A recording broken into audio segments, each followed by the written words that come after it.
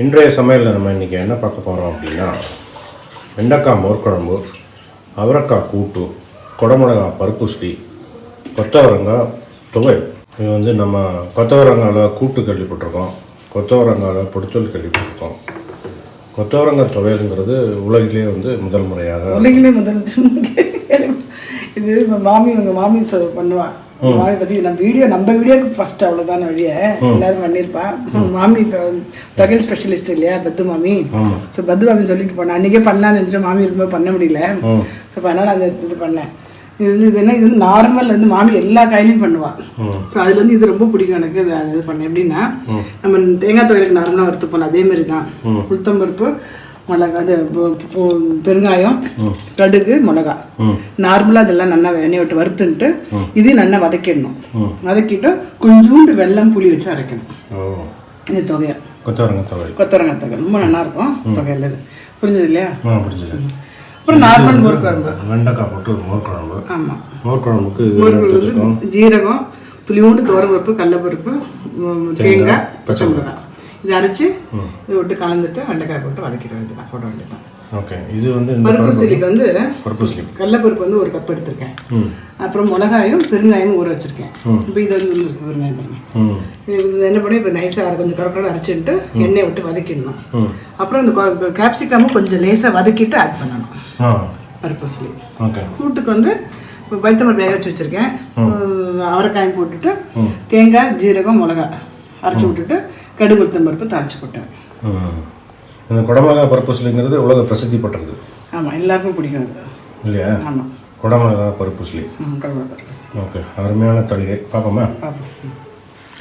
அவரைக்காயை first வேக வச்சுட்டேன் கூட்டுக்கு. அப்போ அதில் அப்படியே போட்டு பண்ணிட்டேன். உப்பு மஞ்சள் பொடி போட்டு ஜலம் விட்டுருக்கேன், வேகட்டும். இந்த இழுப்பு சட்டியில் வந்து தொகையலுக்கு ஃபஸ்ட்டு வறுத்துன்றேன். குடமிளகா அதில் ஊட்டினாச்சு. ஆமாம், போட்டு அப்படியே வதங்கிட்டு இருக்கணும். ஒரே ஸ்பூன் எண்ணெய் விட்டு போட்டிருக்கேன், அப்படியே வதங்கட்டும். கடுகு, மிளகா போட்டுட்டு அப்படியே பெருங்காயம், உளுத்தம்பருப்பு எல்லாத்தையும் ஒன்றா வதக்கின்றேன். இது எதுக்கு? கொத்தவரங்காய் தொகையலுக்கு.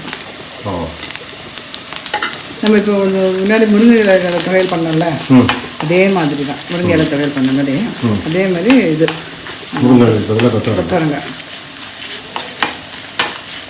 இது வதக்கி எடுத்துட்டு அப்புறம் கொத்தவரங்காயை வதக்கிட்டு இந்த புளி, அந்த வெல்லம் போட்டு அரைச்சிடாங்க.